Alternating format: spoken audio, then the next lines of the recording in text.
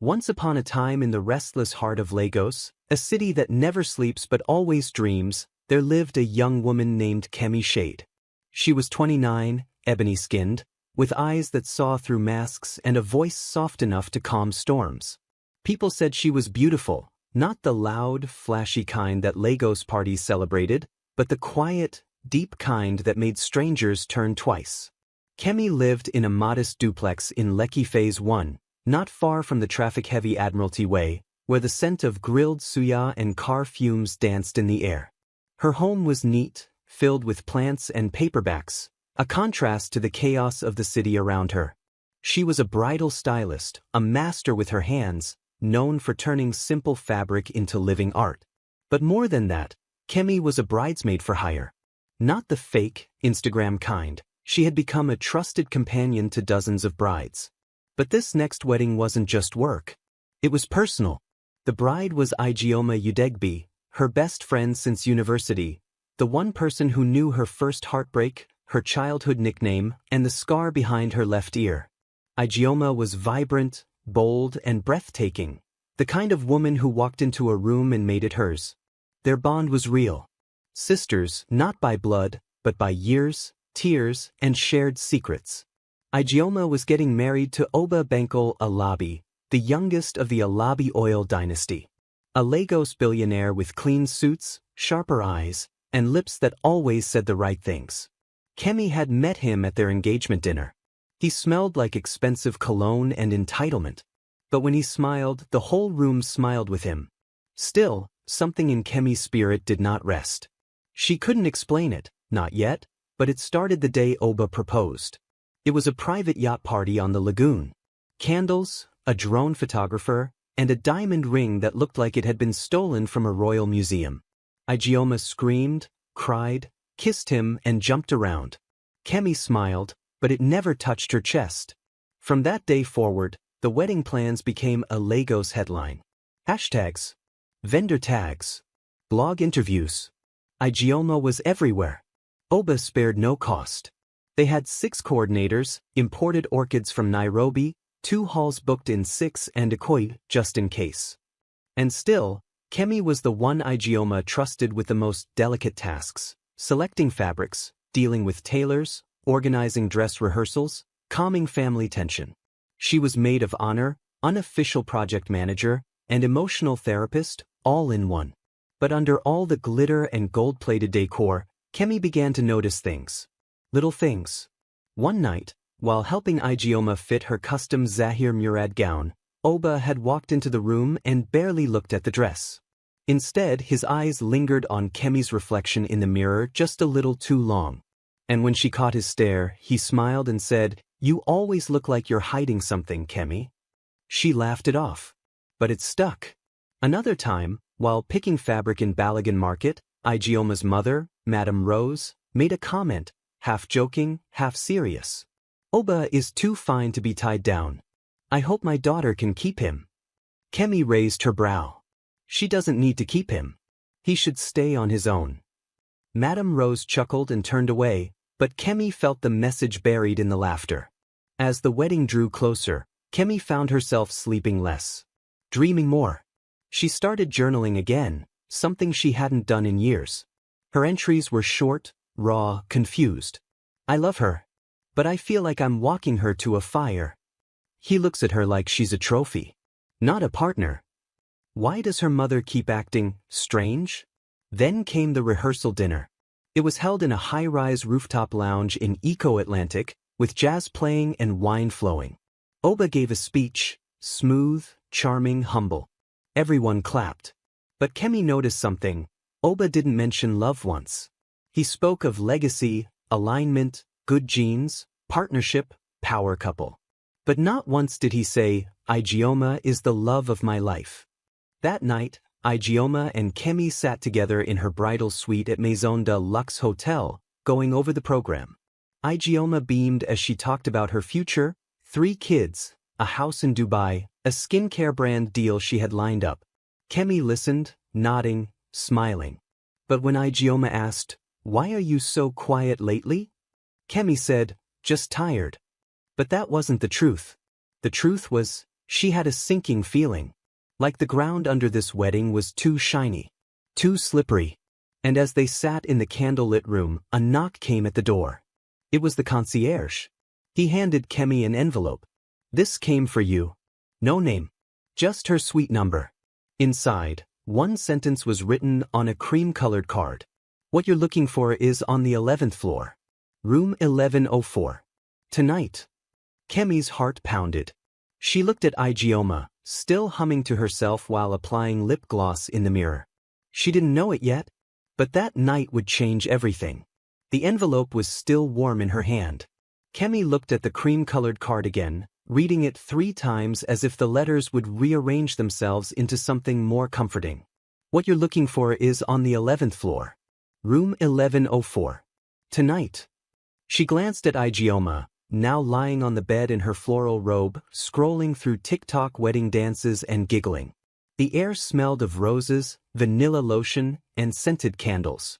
It was peaceful, too peaceful. But Kemi's heartbeat was beginning to sprint. "Babe," Ijeoma said without looking up, "did the concierge bring my nail repair kit?" Kemi slipped the card into her bra calmly. "No, just something for me. From the front desk." "From who?" "No idea," Kemi replied, grabbing her purse. "Let me go check downstairs. I'll be back in 10. Ijeoma didn't look up. "Please, don't take too long. I want to try my second dress with heels." Kemi nodded. But when she stepped into the hallway and the door clicked behind her, a different version of her emerged. One with sharp eyes, quick breath, and a strange sense of foreboding in her stomach. She pressed the elevator button. 11th floor. The ride felt like eternity. Every ding of the passing floors was a heartbeat louder than the last. She thought about ignoring the card. Maybe it was a prank. Or worse, a trap. But something deeper, something ancient and female and intuitive, told her to go. The elevator doors opened with a soft chime. The hallway was quiet, carpeted, dimly lit. Room 1104 was at the far end, tucked between 2 marble columns. She walked slowly. Her fingers grazed the wall as she passed the rooms. 1101, 1102, 1103, then 1104. She paused. No sound. She leaned closer. Still nothing. She was about to knock, until she heard it. A giggle. Low and sultry. Then Oba's voice, muffled but unmistakable. "Your daughter has no idea." Kemi froze. Another voice followed, soft, older, seductive. "I taught her how to keep a man. Shame she didn't learn fast enough." Kemi's throat dried instantly. That voice.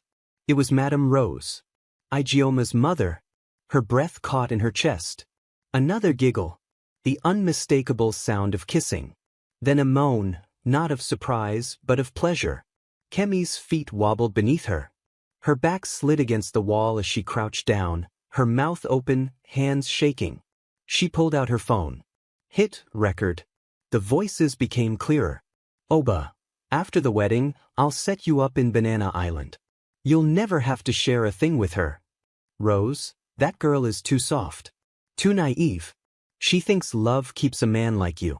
Let her keep playing fairy tale bride. We know the real game. Oba, and I love how you play it." Kemi's hand flew to her mouth to muffle a gasp. She pressed her back harder against the wall.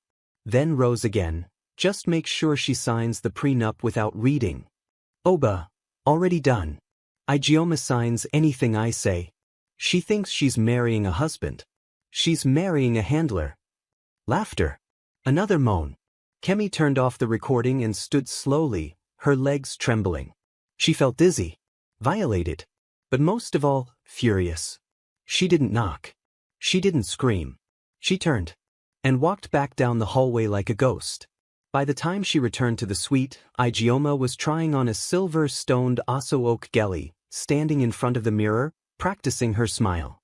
"Kemi, where did you go? I tried calling you." Kemi managed a weak smile. "Reception. Bad signal. You look like you've seen a ghost." She stared at her best friend, so beautiful, so happy, so clueless. "I'm just tired." I think the planning is getting to me. Ijeoma laughed. Tell me about it. This wedding is turning me into a bridezilla. Kemi nodded slowly. And for a second she wondered if silence was kindness. But no, silence was complicity. Still, she said nothing. Not yet. Because now she had something they didn't expect. The truth. And a weapon. The next morning, Kemi met with Maid, her cousin, a tech engineer who owed her a favor. She gave him the phone and the audio file. No questions asked. I need this cleaned up, she said. Louder. Clear. Something I can play, without doubt. Maid stared at her. What's going on, Kemi? She smiled faintly. Just make it sharp. That afternoon, she returned to the hotel and slipped into the chaos of wedding prep.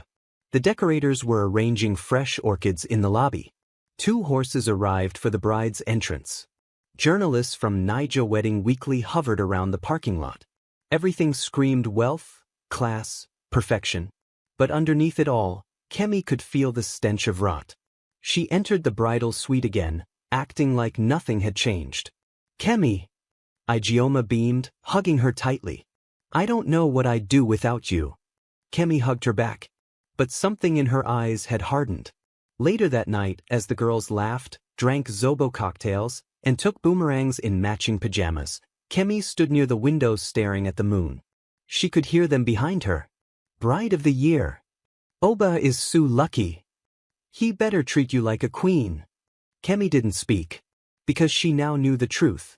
Oba didn't want a queen. He wanted an heir. He wanted control. And worse, he already had the mother. As Ijeoma danced in her excitement, her mother, Madame Rose, entered the room with a tray of puff-puffs. My beautiful girl, she smiled, kissing her forehead. Tomorrow, your life changes forever. Kemi's stomach turned. She excused herself to the hallway and stood there, her heart pounding against her ribs. She opened her phone and listened again. She thinks she's marrying a husband. She's marrying a handler. She didn't cry. She didn't scream. She just closed the app and began to plan. The morning sun poured into the bridal suite like a spotlight from heaven. The golden light kissed the marble tiles, bounced off the crystal perfume bottles, and danced on the lace of Ijeoma's veil as she stood near the mirror rehearsing her vows. Kemi stood in the corner, silent, dressed in a soft champagne robe like the other bridesmaids, but her thoughts were dark, heavy, and racing like an engine with no brakes. She thinks she's marrying a husband. She's marrying a handler. Your daughter has no idea. Let her play fairy tale bride. The audio played on repeat in her head, burning with every syllable. She wanted to scream, to grab Ijeoma and shake her, to rip the wig off Madame Rose's head and throw Oba into the gutter where he belonged. But she couldn't. Not yet. Not in front of everyone. Not without ruining the wedding and losing her friend forever. Instead, she waited for a quiet moment. And it came. While the other bridesmaids were outside taking pictures in the hotel garden, Kemi found Ijeoma alone, putting final touches on her dress in the inner room. Her back was turned. Her face calm. A bride in her moment. Kemi cleared her throat. Yeah. I need to talk to you. Ijeoma turned, frowning slightly. What's wrong? Kemi hesitated. I know you love Oba. I know this wedding is your dream. But, do you really know him? Ijeoma blinked. What do you mean? I mean, Kemi stepped closer, voice trembling. You've known him for barely a year. You've been planning this wedding for 8 months. But how much do you know about his life? His values? His secrets? Ijeoma's face tightened. Kemi, where's this coming from? Kemi's voice cracked. I just need you to trust me. Something is off. I feel it in my bones. I don't think this wedding should happen. The air went cold. Ijeoma's lips parted slowly, as if someone had slapped her. Kemi, she said in a measured voice, are you serious right now? Kemi stepped closer, desperate. Please, just pause. Don't go through with it yet. Give it a week. Delay the wedding. Take time to... Is this about Oba not smiling at you that day? Ijeoma snapped. Or the fact that he chose me and not you? Kemi blinked. What? Ijeoma's voice rose, hurt and angry. You've been acting weird since the proposal. Dropping hints. Making faces. Even Mama said you were giving jealous energy. Mama? Kemi echoed them. I've known you for 10 years, Kemi. You've never been able to keep a relationship. And now that I'm getting married to a billionaire, you suddenly feel something is off? Kemi's heart shattered. You think I'm jealous? Tears brimmed in Igioma's eyes. If you had concerns, you should have said something before the wedding week. But now, you want to sabotage everything? Kemi stepped back, swallowing her pain. I'm trying to save you. No, you're trying to save face, Igioma spat. Because deep down, you can't stand watching me win. The door flung open suddenly. Madame Rose stood at the threshold, arms folded. Kemi, she said with a cold smile, if you have doubts about the wedding, you're free to leave. But you will not poison my daughter's happiness with your insecurities. Kemi looked at her, the woman whose voice she had recorded whispering into her daughter's fiancé's ears, whose betrayal had birthed this nightmare. For a moment, the world went silent. Then Kemi turned to Igioma one last time. Look me in the eye, she whispered. If I was lying, would I be crying? But Igioma didn't answer. She just turned away. Kemi walked out of the room like a ghost. The other bridesmaids stared as she passed. In the hallway, she leaned against the wall, breath shaky, heart wounded. And yet, she felt something shift. She had tried to warn her.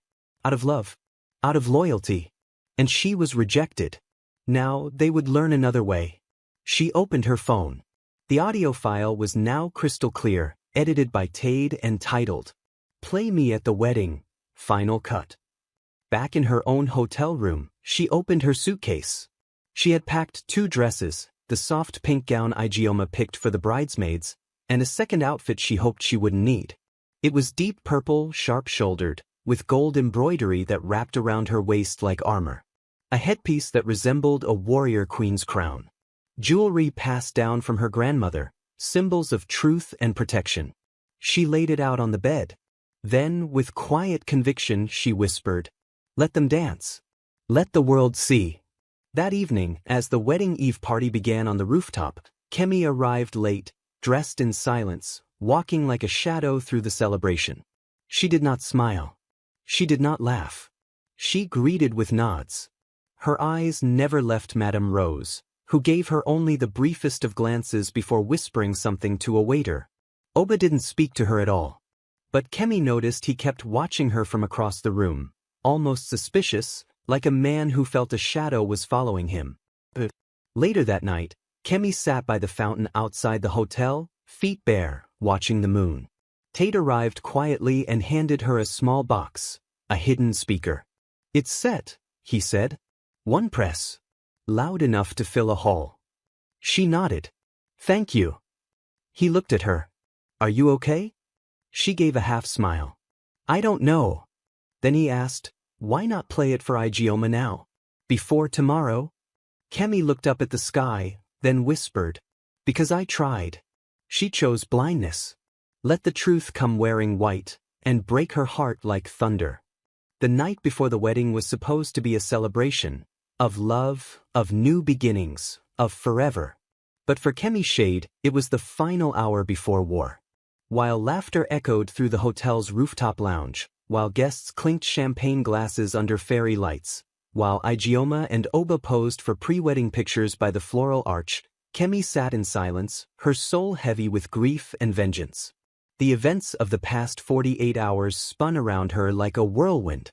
The recorded betrayal in room 1104. Madame Rose's chilling laughter.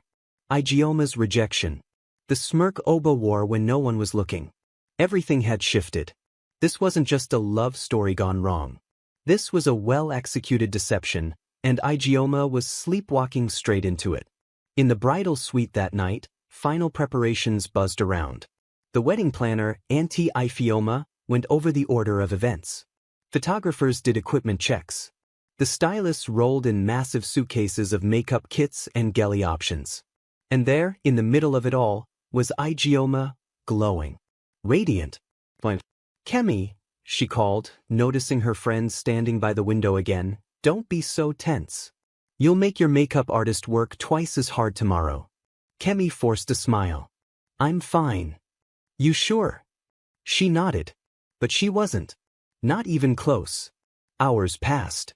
By midnight, everyone drifted to their rooms to sleep. But Kemi didn't sleep. She sat on the edge of her bed, staring at the hidden speaker in her palm, the recording still saved on her phone. She'd replayed it more than 20 times. Not because she doubted what she heard, but because she couldn't believe the depth of the betrayal. Oba hadn't just cheated. He had plotted, manipulated, deceived. And worst of all, he had help from the woman who raised Ijeoma. Her own mother. Kemi's tears fell in silence. Not for herself, but for her friend, the girl who once cried because her puppy went missing in primary school, the girl who stayed up all night helping her cram for W, the girl who swore they'd be in each other's weddings no matter what. And tomorrow, that very girl would walk down the aisle, to her own doom. The next morning, Lagos woke up to wedding fever. The hotel lobby bloomed with white roses. Security was tighter than most political events. Paparazzi lined the gate as guests in flowing agbadas and glittering gowns stepped out of black SUVs. #Obagioma 2024 was already trending on Twitter by 8 a.m. Inside the bridal suite, Ijeoma twirled in front of the mirror in her first look, a delicate champagne lace dress with tiny crystals sewn into the sleeves. Her smile could have lit up the entire island. I can't believe this is happening, she whispered to Kemi. Kemi, dressed in the soft pink bridesmaid gown, placed a hand gently on her friend's shoulder. You deserve a beautiful day, she said softly. Ijeoma smiled. Thank you, Shade. I'm sorry about yesterday. I was just overwhelmed. Kemi nodded. It's okay. She didn't press the issue again. What was the point? The seeds had been planted. The storm was already gathering. As the bridal party moved downstairs toward the convoy of Rolls-Royces and Bentleys waiting outside, Kemi reached into her handbag and held the speaker one last time. If it's a performance they want, I'll give them a show. She slipped it into the side of her wrapper, right under the gelly folds where nobody would notice. She had rehearsed the timing. The moment Oba opened his mouth to say, I do. The moment Madame Rose reached for the microphone to bless her daughter's union. That's when it would happen. The truth would echo across the hall. And there would be no recovery from it. At the church, hundreds had gathered. The aisle was lined with white feathers and gold-trimmed roses. A live band hummed soft highlife in the background. Kemi took her seat near the altar, flanked by the other bridesmaids. Her eyes scanned the room, spotting Madame Rose near the front row, laughing with the chief bridesman. Oba stood near the altar, looking polished, proud, and smug. The officiant cleared his throat. The music changed. Everyone stood. The doors swung open.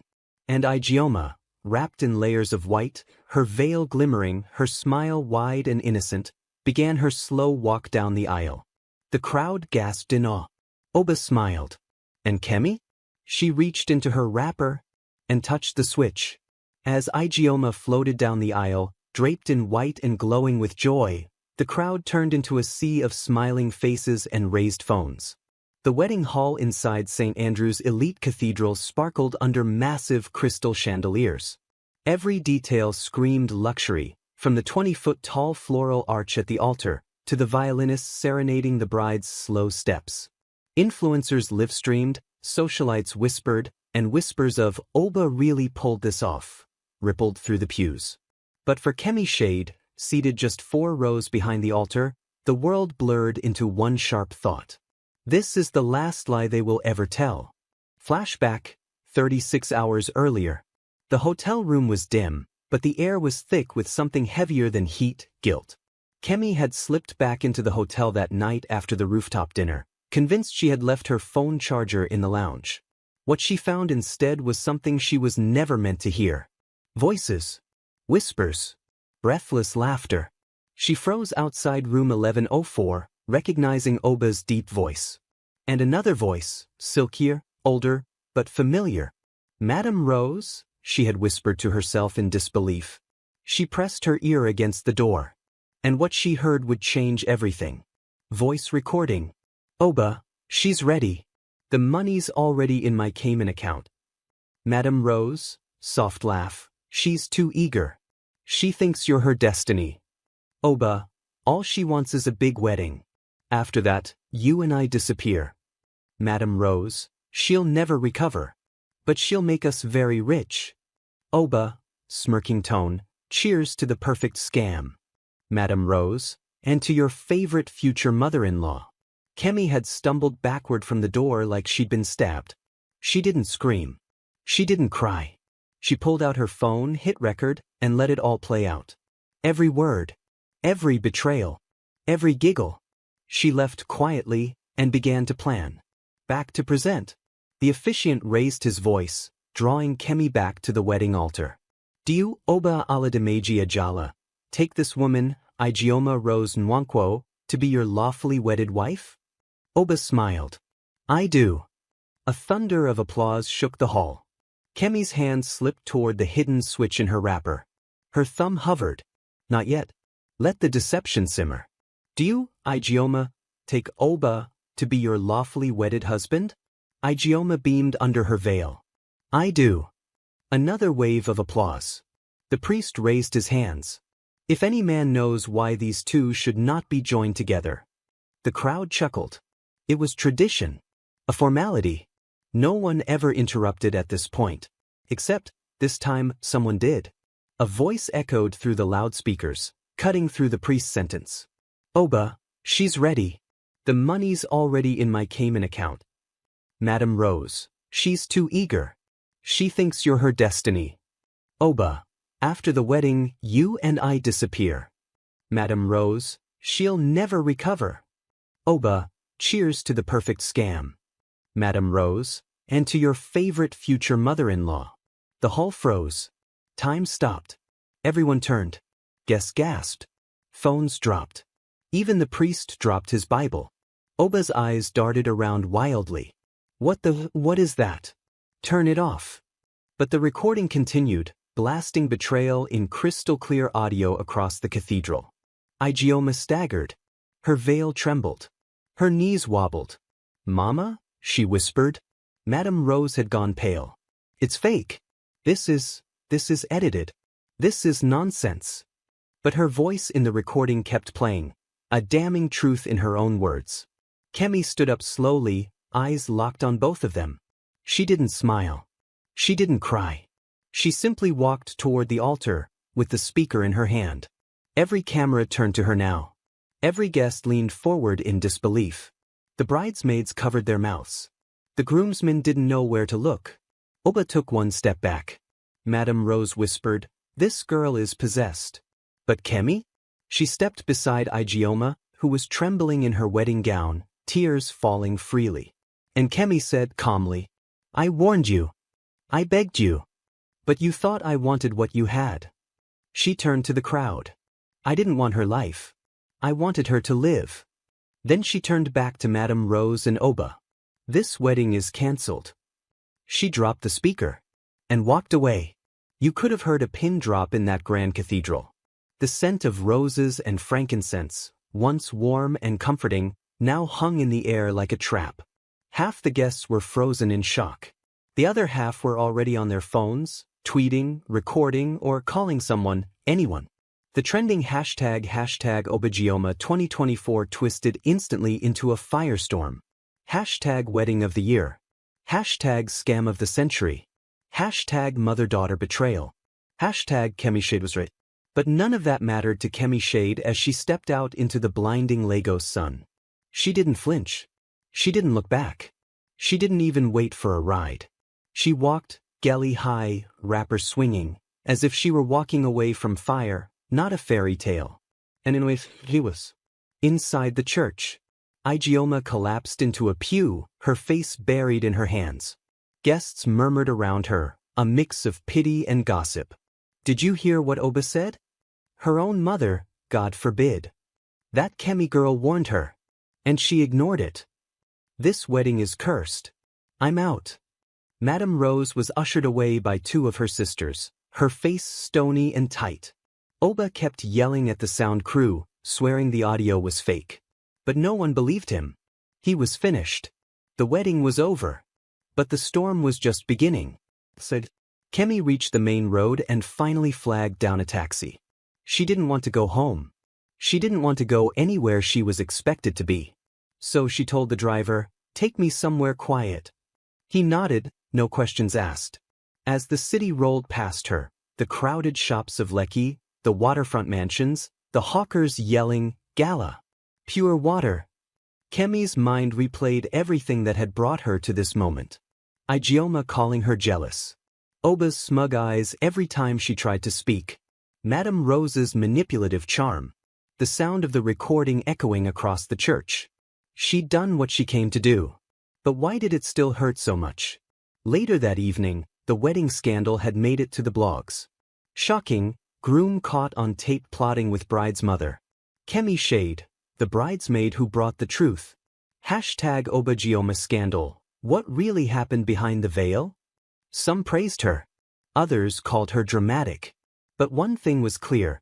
Kemi had become a name, one tied to justice, courage, and brutal honesty. And yet, she didn't feel powerful. She felt empty. Because in doing the right thing, she had lost the one person who mattered most, Ijeoma. Meanwhile, at a quiet hotel bar in Ikoyi, Ijeoma sat alone, still in her wedding dress. Her makeup was smeared. Her phone buzzed with hundreds of messages.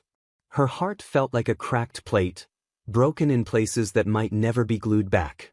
And yet, as she scrolled through the trending videos, she paused when she saw one shot from the pews, of Kemi walking out, straight-backed and proud. That moment, suddenly, the fog in her mind cleared. She wasn't jealous, Ijeoma whispered. She was right. The next morning, there was a knock on Kemi's door. She hadn't told anyone where she was. So when she opened it and saw Ijeoma standing there, no veil, no wedding ring, just swollen eyes and a trembling lip, her heart stopped. They stared at each other for a moment. Then Ijeoma said, "You saved my life." Kemi didn't know whether to cry or smile. So she did both. They sat in silence on the hotel balcony for a long time. No words. Just city noise in the background. Then Ijeoma finally asked, "How did you know?" Kemi replied softly, "I didn't. I just felt it. Every time he looked at you like he owned you. Every time your mother forced a smile too quickly. Every time you changed who you were, to fit what they wanted. I didn't need proof. I needed you to trust me." Ijeoma wiped her face. "I didn't trust myself." They both sat quietly, watching the sun rise over Lagos.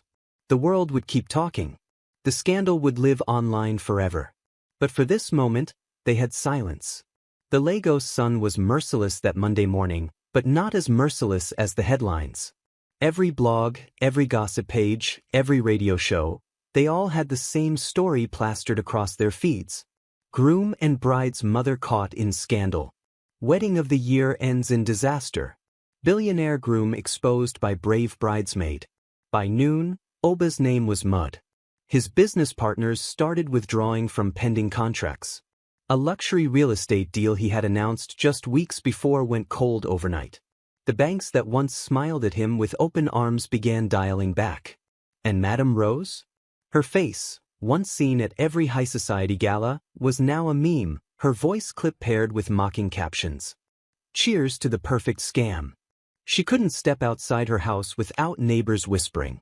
But while the world cheered Kemi for her courage, the truth was her own life began to unravel quietly. Her tailoring shop in Lekki received mixed reactions.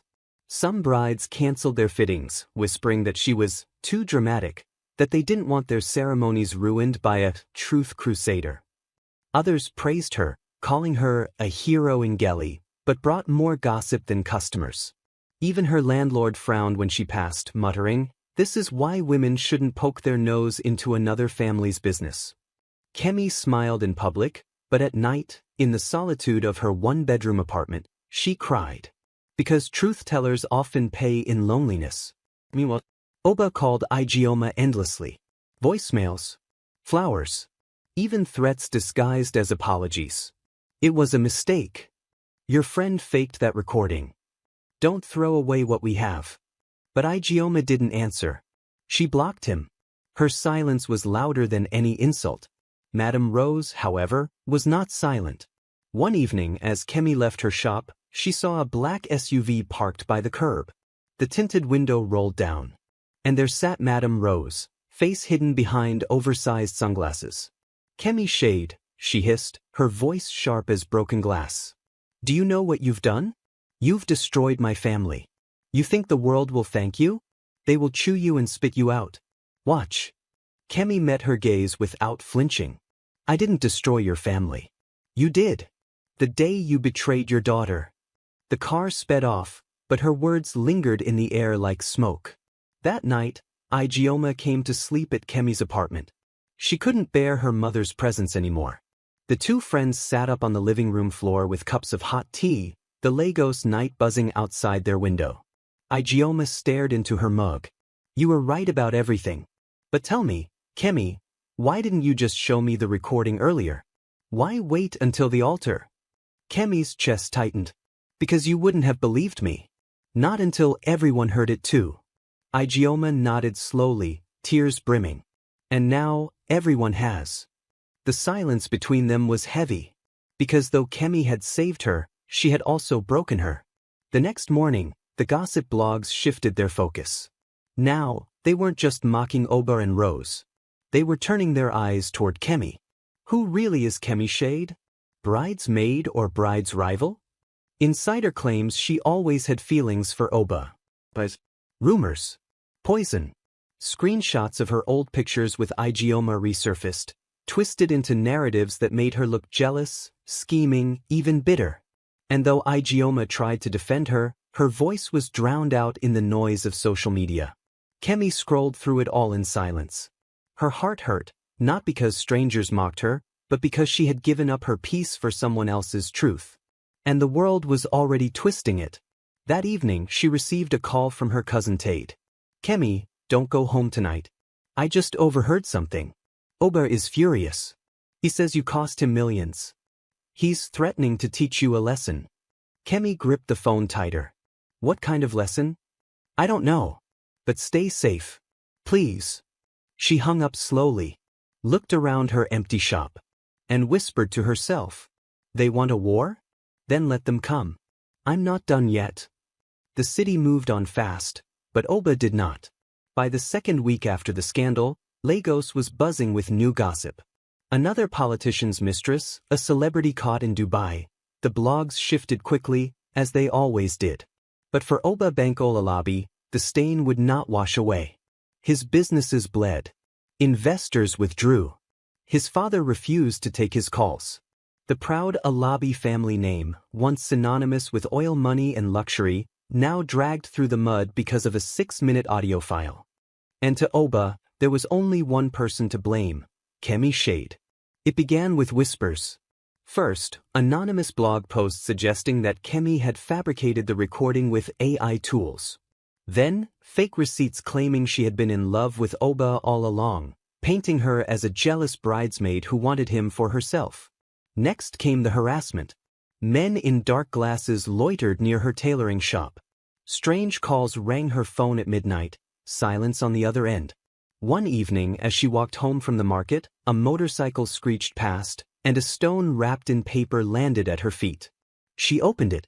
"Stay out of men's business. Or next time, it won't be a stone."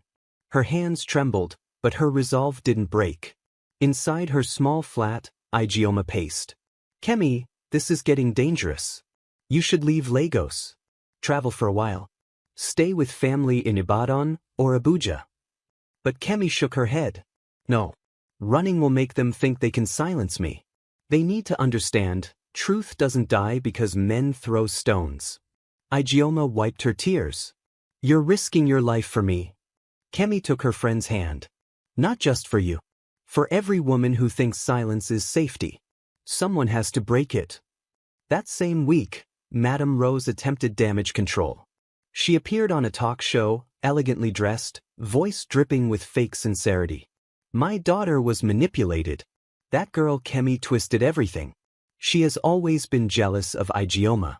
She used technology to frame us." But as she spoke, the audience gasped when someone from the crowd shouted, "Madame Rose, your own voice betrayed you." The clip went viral instantly, further humiliating her. Still, the pressure mounted. On Friday night, as Kemi locked up her shop, 3 men approached her. They weren't customers. "You think you're smart, Ibi?" one hissed. "You ruined Oga's name. Now you want to walk free?" another added. Her heart pounded. She gripped her handbag tightly. But before they could step closer, a police siren blared down the street. Startled, the men melted into the shadows. A female officer leaned out of the patrol van. "Shade Kemi? You need to be careful. People are watching you." Kemi nodded faintly. But deep inside, a storm brewed. That night, unable to sleep, she stood by her window, watching the neon lights of Lagos flicker like restless spirits. The city was noisy. Horns blaring.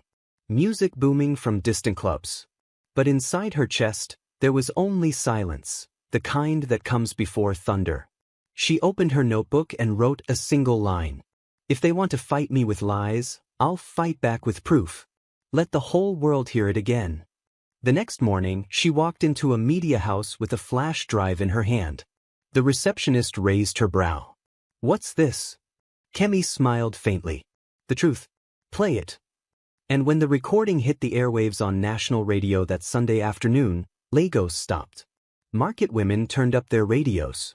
Danfo drivers raised the volume. Families in Ikorodu, Banana Island, Ikeja, Surulere, they all heard the same words. "Cheers to the perfect scam. Your daughter has no idea." The city erupted. This time, there was no denying it. No AI excuse. No fabrication claims. It was their voices. Unshakable. Oba's retaliation had failed. But the war wasn't over. Because truth had consequences. And Kemi was about to pay the heaviest one yet. The scandal had reached a fever pitch. Oba's empire was collapsing in real time. Madame Rose's name was a punchline at pepper soup joints from Ajigunal to Ikoyi. Ijeoma had moved out of her mother's house permanently, cutting ties so sharply the wound would never heal. But Oba, arrogant, stubborn, refused to go quietly. His publicist announced a rescheduled celebration at the Grand Azure Hall, Victoria Island. The excuse? To honor our families and clarify misunderstandings. But Kemi knew the truth. It wasn't about honoring anyone. It was about saving face. The man couldn't stand to be seen as a failure. And that's when Kemi Shade whispered the words that would define the next chapter. "If it's a performance they want, I'll give them a show." Kemi didn't tell Ijeoma everything. Not yet. She only said, "Trust me. Come to that reception. Wear what you like. Smile if you want. Cry if you must. But don't leave before the music stops." Ijeoma looked at her with weary, broken eyes. "Kemi, I can't face him again." Kemi held her hand. "You won't have to. I'll do the facing for you." On the morning of the reception, Kemi stood before her mirror. She didn't wear the pastel gown Ijeoma had chosen for her months before. Instead, she wore deep purple ochre stitched with gold, bold shoulder cuts, and a geli wrapped sharp like a queen's crown. Around her neck hung her grandmother's beads, a symbol of truth and protection. When she stepped into the Grand Azure Hall, heads turned. Some whispered admiration. Others muttered suspicion. But nobody could ignore her. Because she wasn't just a bridesmaid anymore. She looked like a witness walking to court. Inside, the hall glittered with chandeliers and mirrored walls. Oba stood at the center like a peacock, laughing too loudly, hugging too many guests, pretending nothing had happened. Madame Rose sat nearby, face powdered, smile painted, trying to reclaim dignity that no longer existed. The band played high life. Plates of jollof and goat meat were served. Cameras flashed. Influencers danced, pretending they weren't there for gossip. But in the midst of the glamour, Kemi felt only one thing: resolve. When the MC announced the couple's entrance, Oba strutted to the center, his voice dripping arrogance. "Thank you all for coming," he said into the microphone. "Despite recent, unfortunate rumors, love always wins. Today is proof that lies can never destroy destiny." The crowd clapped. But Kemi only smirked. Because tucked inside her beaded purse was a black device. The same speaker that had ended the wedding. Except this time, it carried more than 6 minutes of betrayal. It carried the entire recording. Every whisper. Every laugh. Every plan. She tapped the side of her purse. And waited. As the band struck up another tune, Kemi slipped into the shadows behind the stage. She spotted the sound technician, a young boy no older than 20. She leaned close, her voice calm but sharp. "When I signal, connect this." The boy frowned. "Auntie, this is risky. Do you want your name to trend for life?" She cut in. He blinked. "Trend." She smiled faintly. "Trust me." The boy hesitated, then nodded. Back on the dance floor, Oba spun, laughing, clinking glasses with the senator's son. Madame Rose adjusted her gelly and blew kisses to her friends. Everything looked perfect. Everything looked rehearsed. And that was exactly why it was the right moment. Kemi lifted her hand slightly. The boy plugged in the speaker. And in seconds, the hall was drowned in a familiar voice, Oba's own, dripping with arrogance. "She thinks she's marrying a husband. She's marrying a handler." The music cut off instantly. The dancers froze. Madame Rose dropped her wineglass. The full recording began to play, this time unedited, spilling every secret into the air like fire in a dry forest. Kemi stepped forward slowly, her gelly gleaming under the lights. She looked at Oba, who had turned pale. She looked at Madame Rose, whose hands shook violently. Then she said softly, but loud enough for the microphones to catch. "Let them dance. Let the world see." The room erupted in chaos. At first, the guests thought it was a prank. Some even laughed nervously, clapping along as though it were part of the entertainment. But the laughter died quickly when the voices from the speakers grew clearer, sharper, undeniable. "Oba, your daughter has no idea. Madame Rose, she's too naive. Let her play fairy tale bride. Oba, after the wedding we vanish. The Cayman account is waiting. Rose, cheers to the perfect scam." Gasps rippled across the hall like thunder. Wine glasses shattered. Forks clattered onto plates. Phones shot up, recording every second. Madame Rose shot to her feet. "Stop this nonsense," she screamed, her gelly slipping slightly as sweat rolled down her face. "This is fake. This is technology." But the voice on the loudspeaker laughed again, her laugh deep and distinct.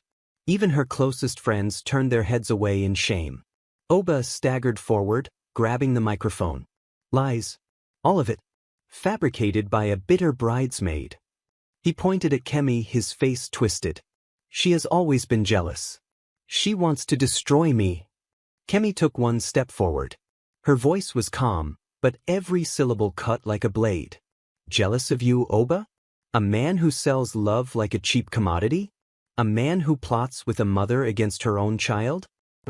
I don't envy you. I expose you." The crowd erupted in whispers. "It's true. Imagine your own mother. Lagos society will never forget this." Ijeoma entered the hall.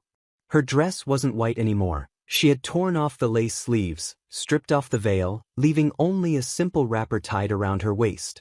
Her face was bare, eyes swollen, but her voice was steady. She walked slowly toward her mother and Oba, the crowd parting like water. "Oba," she said softly, "you made me believe in forever." Her voice cracked, but she kept going. "And you, Mama, you taught me to trust you above all." Her hand trembled as she pointed at them both. "But today the whole world sees what I refused to see." The loudspeaker blared again, the part Kemi had saved for last. Rose's voice. "Just make sure she signs the prenup without reading. She thinks she's marrying a husband. She's marrying a handler." Ijeoma froze. The audience gasped again. She turned to her mother, eyes wide, tears streaming. You plan to sell me?" Madame Rose reached out, but Ijeoma stepped back. "Don't touch me," she cried, collapsing onto her knees. "Don't you dare touch me again." The hall was now a storm, shouting, recording, gasping, clapping, condemning. Kemi raised her voice above the chaos. "This hall was decorated for love. But today, it is decorated with truth. This dress was meant for joy, but today, it is worn for justice. She said I was jealous. But I was loyal." She turned to the guests. Let the world write about me. Let them twist my story. But remember this moment. Remember who plotted, who betrayed, and who stood for truth. Her words echoed through the speakers, louder than the band, louder than the cries. Oba tried to lunge at her, but 3 groomsmen restrained him. Phones caught the struggle, the desperation, the rage of a man losing everything. Kemi didn't flinch. She only whispered, "You said she was marrying a handler. But today, the handler has been handled." The crowd roared. Some clapped. Some shouted. Some shook their heads in disbelief. But nobody looked at Oba or Madame Rose the same way again. As the dust settled, Kemi took Igioma's hand. Together they walked out of the hall. No bouquet. No music. No applause. Just silence. The kind of silence that follows truth when it's too heavy to ignore. The Grand Azure Hall was still buzzing long after Kemi and Igioma walked out. No music. No speeches. Just fragments of conversation swirling like broken glass. Did you hear her own mother's voice? Lagos has never seen a disgrace like this. Kai, Oba is finished. He can never show his face in society again. Within minutes, the videos flooded social media. Millions of views. Hashtags exploding. Clips replayed again and again. Oba's arrogance, Madame Rose's betrayal, Kemi's calm unmasking. By evening, even international blogs carried the headline. Bridesmaid exposes groom and bride's mother in shocking Nigerian wedding scandal. But behind the applause, there was silence. Silence that settled heavily on Kemi's shoulders as she sat in her tiny flat, staring at the city lights through her curtain. She had won. But winning felt like ashes in her mouth. Her phone buzzed nonstop, strangers praising her courage, journalists begging for interviews, NGOs calling her a role model. Yet the only voice she wanted to hear was quiet. Igioma hadn't spoken since they left the hall. Meanwhile, Oba Banko Alabi's downfall was merciless. By Monday morning, his company shares dropped by 38%. 2 government contracts were terminated. A Dubai luxury apartment deal collapsed. Worse, leaked emails surfaced. Proof of money laundering. Proof of fraud. The recording had opened the door, and now the world kicked it wide. Oba tried to fight back, releasing a shaky video. "This is all fake. A jealous bridesmaid used AI. I love Igioma." But the comments section buried him alive. "Oga, not your voice we hear oh. Handler has been handled. Go Cayman, stay there." His empire was gone. Madame Rose, too, faced her ruin. Her women's foundation lost all sponsors. The board forced her to resign. Markets gossiped about her openly. Imagine selling your daughter like yam in mile 12. Shame can kill. She retreated into silence, shutting her gates, refusing visitors. But silence couldn't erase her shame. For Igioma, the pain was unbearable. One evening, she arrived at Kemi's shop in plain clothes, face bare, eyes swollen. She looked smaller, fragile, a woman carrying too much weight on her chest. They sat in the back room, just the 2 of them. Igioma whispered, "I don't know how to forgive her. My own mother. My own blood." Kemi held her hand. "You don't have to forgive her now. You just have to survive her." Tears spilled freely down Igioma's cheeks. "You saved me, Kemi. But you also broke me. How do I start again?" Kemi's voice cracked. "With time. With truth. With yourself." Yet even as they sat together, rebuilding trust thread by fragile thread, Kemi's own battles grew louder. Gossip blogs now twisted the narrative. Did Kemi plan the scandal for fame? Secret audio engineer revealed. Was it staged? Is Kemi Shade Lagos' new attention seeker? Some clients refused to come to her tailoring shop. Brides feared she'd ruin their weddings with drama. Old acquaintances avoided her at the market. She had fought for truth. But truth had left her alone. That night, as Lagos thunder rolled across the sky, Kemi stood on her balcony with a glass of water, staring into the storm. Her chest was heavy. Her heart was tired. But her spirit whispered, "This story isn't finished yet." Because though Oba and Madame Rose had fallen, the city hadn't seen the last of Kemi Shade. Not yet. The city had a short memory, but scars lasted longer. 2 weeks after the infamous unmasking at the Grand Azure Hall, Lagos society was already chasing new scandals. A minister's mistress in Dubai, a Nollywood star's broken engagement, a viral church fight. The blogs had moved on. But the shadow over Kemi Shade's life remained. At her shop in Lekki, some clients still whispered. Brides came with fake smiles, paid deposits, and then cancelled suddenly, citing family emergencies. Tailors who once admired her now avoided eye contact. Even the market women who sold her fabric muttered as she walked past. "That's the girl who disgraced her own friend's wedding. Ah, don't let her near your marriage, she'll scatter it." She ignored them. Outwardly. But at night, she lay awake, staring at the ceiling, wondering if truth was worth the price of isolation. Ijeoma, too, was struggling. She stayed at Kemi's flat for a while, but the silence between them grew heavier with each passing day. Sometimes Ijeoma wept in the middle of the night, whispering her mother's name. Sometimes she snapped at Kemi without reason, then apologized instantly. The wound was still raw. One evening, she asked the question Kemi had been dreading. "Kemi, what if I had married him? Would you still have played the recording?" Kemi's chest tightened. She whispered, "Yes." Ijeoma looked away. "Maybe. I would have hated you forever." Kemi's throat burned. "Then it would have been worth it." Meanwhile, Oba was not finished. His empire had crumbled, but his pride remained sharp. In whispered corners of Lagos, his allies began spreading a new rumor. The audio was doctored. Kemi hired an engineer. This was all her revenge for being rejected. And slowly the gossip began to stick. By the third week, a blog posted an article titled, "Bridesmaid or Bride's Enemy? Inside Kemi Shade's Motive." The comments section boiled. Some defended her. Others cursed her. And Kemi learned a bitter truth. Even when you expose liars, the world will still try to twist the story back onto you. One night, Tate came by her shop, worry etched into his face. "Kemi, you need to be careful. I've heard things. Oba is trying to buy back his reputation. He wants to make you the villain. He has money. He can spin the story until people forget his voice." Kemi leaned against the counter, exhausted. "Let him try. I'm not afraid of lies." Tate shook his head. "But lies are louder than truth, Shade.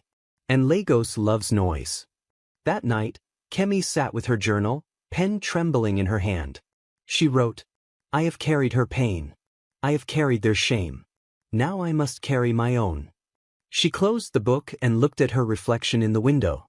Her eyes looked older, tired, but also sharper, like someone who had walked through fire and come out scarred, but standing. The next Sunday, she went to church alone. She wore no makeup, no gelly, just a simple wrapper and blouse.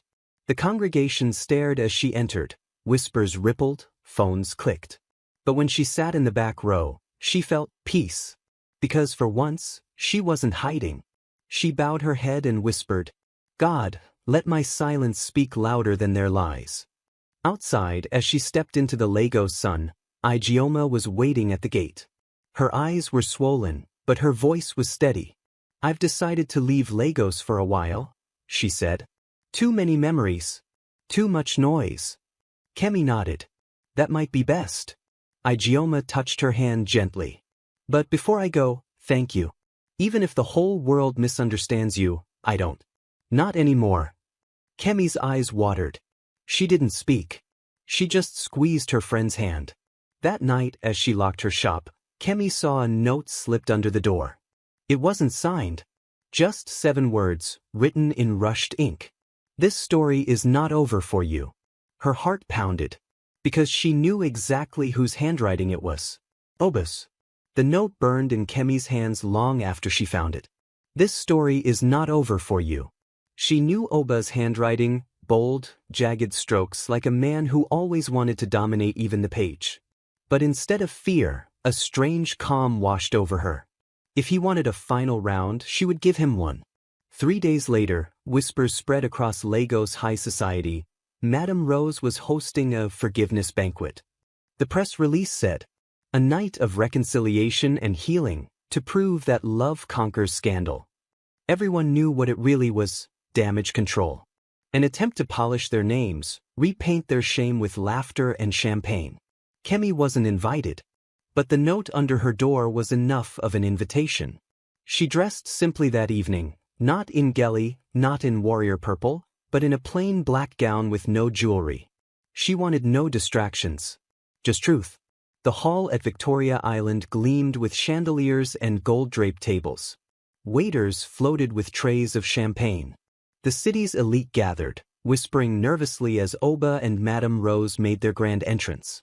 Madame Rose wore a shimmering gown, gelly stacked like a crown, smiling through her shame as though nothing had ever happened. Oba, in a white igbada embroidered with gold, walked beside her with the arrogance of a man who believed money could erase memory. They spoke to the press at the entrance. Rumors fade, Madame Rose cooed. Lies never last, Oba added, flashing his polished smile. And the crowd clapped politely. But as they sat at the head table, a ripple of silence moved through the room. Because Kemi Shade had just walked in. No escort. No smile. Just quiet, heavy presence. Every phone camera turned. Every whisper rose. Madame Rose's face froze. Oba's smile faltered. Kemi didn't wait for an introduction. She walked straight to the stage, her heels clicking against marble, her black gown flowing behind her. She took the microphone from the startled MC and spoke, her voice steady. This hall is decorated with gold. But gold cannot cover rot. The crowd gasped. This table is filled with champagne. But champagne cannot wash betrayal from the tongue. She turned to Madame Rose and Oba. They want forgiveness. They want applause. They want us to pretend we didn't hear their voices plotting to destroy a daughter's life.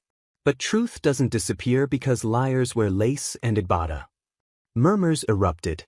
Cameras flashed. Oba shot to his feet, shouting, "This woman is obsessed with me. Why can't she move on?" Kemi looked him dead in the eye. Because truth doesn't move on until it is heard. She turned back to the guests. Some of you called me jealous. Some called me dramatic. Some said I ruined a wedding. But today, I stand before you as proof that silence is complicity. If I had said nothing, a daughter would have been sold by her own mother. Her voice broke slightly, but she pressed on. This dress was meant for mourning. But tonight I wear it for justice. He said she was marrying a handler. But today, the handler stands exposed. The crowd roared, some clapping, some shouting, some recording feverishly. Madame Rose tried to speak, but the crowd drowned her out with jeers. Oba raised his fist in fury, but two security guards stepped between him and Kemi. Phones captured every second, sealing their disgrace forever. Kemi placed the microphone back on the stand. And with the quiet dignity of someone who had carried fire in her chest for too long, she whispered one last line. This is not revenge. This is remembrance. And Lagos will never forget. Then she stepped off the stage, leaving chaos behind her. The banquet was meant to heal reputations. Instead, it became a funeral for pride. The moment Kemi dropped the microphone and walked away, the hall split into chaos. Phones rose like a forest. Guests screamed. The band stopped playing mid-song. Security rushed forward but hesitated. They knew better than to drag out the one woman the whole world had seen standing for truth. Madame Rose crumbled first. Her gelly shifted, her painted smile finally cracked, and she sat frozen as insults rained on her like stones in a marketplace. Shame. Selling your own daughter. Mother turned Judas. Lagos will never forgive you. Her eyes darted wildly, searching for allies among the crowd. But even her closest friends turned their faces away. Oba still fought. He grabbed the microphone back, veins bulging in his neck. This is a conspiracy, he shouted, voice breaking. This woman is a jealous parasite. You think I'd ever? But the crowd booed him into silence. Someone shouted from the back. Handler, handle yourself. Laughter erupted, harsh and merciless. Oba's empire, already weak, collapsed completely in that moment. Not with dignity, not with grace, but with mockery. Meanwhile, Kemi Shade didn't stay to watch the wreckage. She walked calmly into the night air, her black gown trailing behind her like smoke. Reporters swarmed, microphones thrust into her face. Auntie Kemi, do you regret your actions? Did you do this for fame? What message do you have for young women? She stopped briefly, her face lit by a dozen cameras, and spoke one final line. If telling the truth makes me a villain, then let history call me villain. At least the lies did not win. And with that, she walked into the shadows. By morning, Lagos was on fire again. Every news channel replayed Kemi's speech from the banquet. Every blog carried the headlines. Kemi Shade strikes again, Lagos elite in ruins. Mother-daughter betrayal now beyond repair. Oba Alabi, from billionaire to beggar of sympathy. Sponsors fled. Bank accounts froze. Political allies vanished. Oba and Madame Rose were blacklisted from every society event. They weren't just disgraced, they were erased. But while the city cheered Kemi as a hero, she sat alone in her flat, head bowed over her journal. Her phone buzzed with congratulations, interview requests, invitations to speak at conferences. But she didn't feel victorious. Because in the quiet of her room, the truth weighed heavier. She had destroyed them. But in the process, she had destroyed Igioma's faith in family. And some wounds, no speech could heal. That evening, as rain poured down over Lagos, a knock came at Kemi's door. It was Igioma. Soaked, trembling, eyes red from crying. I watched it all, she whispered. The banquet. The crowd. The disgrace. Kemi tried to speak, but Igioma raised her hand. You did what had to be done. But Kemi, I will never have a mother again. Do you understand what that means? Kemi's eyes filled with tears. I know. Igioma's voice broke. And no matter how many people cheer for you, I am still the girl whose own mother chose money over me. The two women fell into silence, the rain outside beating against the window like a drum of sorrow. The rain didn't stop that night. It poured over Lagos like the heavens themselves were cleansing the city of all its secrets. Inside her small flat, Kemi Shade and Igioma sat in silence. Two friends. Two sisters. Two women bound not by joy but by betrayal. The world outside hailed Kemi as a warrior, a truth-teller, a heroine, a woman who stood where others would have bowed. But in this room, there was no applause. Only grief.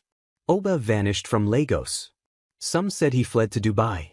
Others swore they saw him in London, begging old associates for handshakes. His empire was gone, contracts cancelled, accounts frozen, his once proud surname now a stain. Madame Rose retreated into seclusion. She never returned Igioma's calls. Not to explain, not to apologize. She became a ghost in her own house, living in silence, haunted by the echo of her own recorded voice. And Igioma, she left Lagos 2 weeks later. She told Kemi, I need to start over.